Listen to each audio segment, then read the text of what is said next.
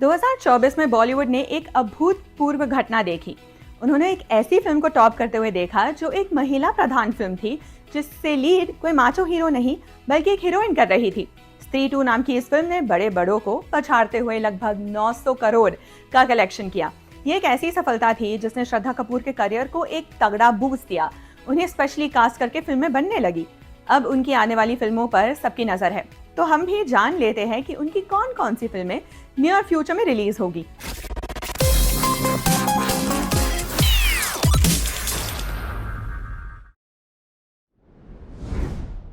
कुछ साल पहले खबर आई थी कि श्रद्धा कपूर नागिन नाम की एक फिल्म में लीड रोल करने वाली है, लेकिन फिर बाद में इस प्रोजेक्ट का कुछ पता नहीं चला। फिर जब स्त्री 2 का जलवा सामने आया तो ये फिल्म भी फिर से वजूद में आ गई। प्रोड्यूसर निखिल द्विवेदी ने इस साल की शुरुआत में ये फिल्म कंफर्म कर दी। उन्होंने अपने सोशल मीडिया अकाउंट पर एक तस्वीर शेयर की जिसमें फिल्म की स्क्रिप्ट की झलक थी। लिखा हुआ था, नागिन an epic tell of love and sacrifice. Script के आसपास गेंडे के फूल भी रखे हुए थे। रिपोर्ट्स के मुताबिक इस फिल्म में श्रद्धा कपूर एक इच्छाधारी नागिन का रोल करने वाली है। एक इंटरव्यू में प्रोड्यूसर निखिल द्विवेदी ने यह भी कहा था कि हम लोग अपनी कहानियों को सीरियसली नहीं लेते। जब एक मकड़ी किसी आदमी को काटती है और आदमी स्पाइडरमैन बन जाता है तो हम बहुत उत्साहित हो जाते हैं, लेकिन हम एक महिला को सांप में बदलते हुए देखते हैं तो मजाक उड़ाते हैं। निखिल ने यह भी बताया था कि जब इस फिल्म का आइडिया कंसीव हुआ था, उसी वक्त ये तय कर लिया गया था कि ये रोल श्रद्धा कपूर करेंगी। इस फिल्म की शूटिंग बहुत जल्द शुरू होने वाली है।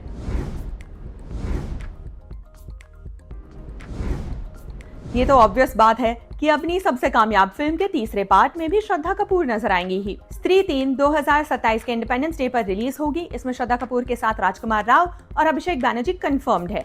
इनके अलावा एक और एक्टर कंफर्म्ड है, अक्षय कुमार। पिछले साल स्त्री 2 में भूत से ज्यादा लोग अक्षय कुमार की मौजूदगी से चौंके थे। उनका कैमियो पहले सबको फनी लगा, लेकिन क्लाइमैक्स में उसका कोई और ही कनेक्शन निकला। तभी से अटकलें लगा ली जा रही थी इस फिल्म के अगले पार्ट में उनका रोल जरूर होगा। फिर इस बात पर मेकर्स ने मोहर ही लगा दी। स्त्री 3 में अक्षय कुमार मेन विलन होने वाले हैं। हालिया एक इवेंट में अक्षय कुमार और मैडॉक फिल्म्स के दिनेश विजन दोनों ने ये बात कंफर्म की।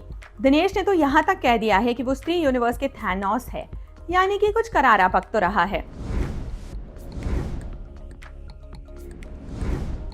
2005 में आई सलमान खान अनिल कपूर फरदीन खान की फिल्म नो एंट्री के करोड़ों दीवाने हैं।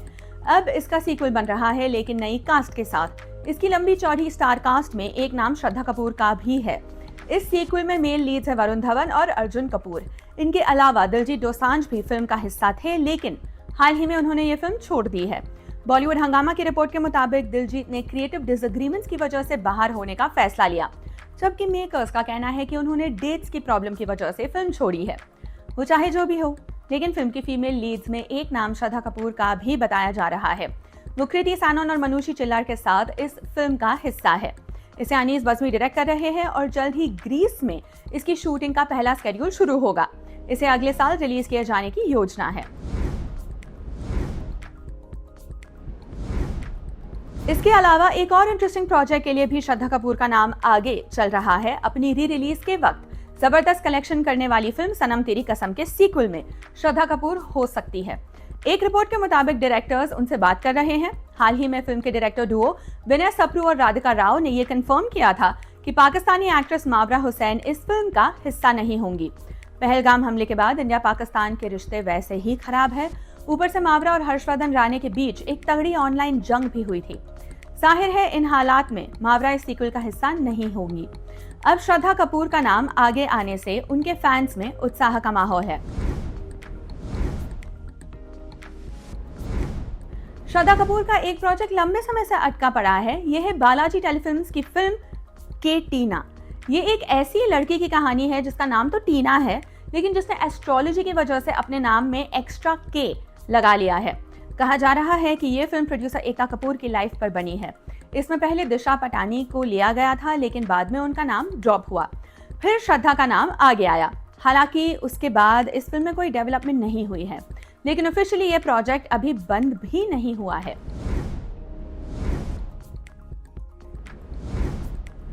इसी तरह श्रद्धा का एक और प्रोजेक्ट है जो काफी समय से चर्चा में है, लेकिन जिस पर काम होता दिखाई नहीं दे रहा। 1989 में श्रीदेवी की चालबाज आई थी, उसका रीमेक जब बनने लगा तो श्रद्धा कपूर को सिलेक्ट किया गया। इस फिल्म को पंकज पराशर डायरेक्ट कर रहे हैं, लेकिन फिर कोविड आया और ये फिल्म रुक गई। फिर बाद में पता चला कि अब इस रोल को श्रीदेवी की बेटी जानवी कपूर करेंगी। फिर एक रिपोर्ट आई कि नहीं, श्रद्धा के साथ ही बनेगी ये फिल्म। फिर उसके बाद कुछ नहीं आया। ट्रेड एक्सपर्ट्स का कहना है कि ये फिल्म अब मुकम्मल तौर से बंद हो चुकी है। हालांकि श्रद्धा के फैंस तो यही चाहेंगे कि ये फिल्म बने जरूर। इन फिल्मों के अलावा नानी की अगली फिल्म द पैराडाइज के लिए भी उनका नाम आगे चल रहा है। वो ये फिल्म साइन करेंगी या नहीं, ये तो आने वाले दिनों में ही पता चलेगा। एक और इंटरेस्टिंग रिपोर्ट और है जो ये कहती है कि मैडॉक फिल्म्स के स्त्री यूनिवर्स की आने वाली सभी फिल्मों में श्रद्धा का कैमियो होगा। अगर ऐसा हुआ तो श्रद्धा के सभी फैंस खुश हो जाएंगे।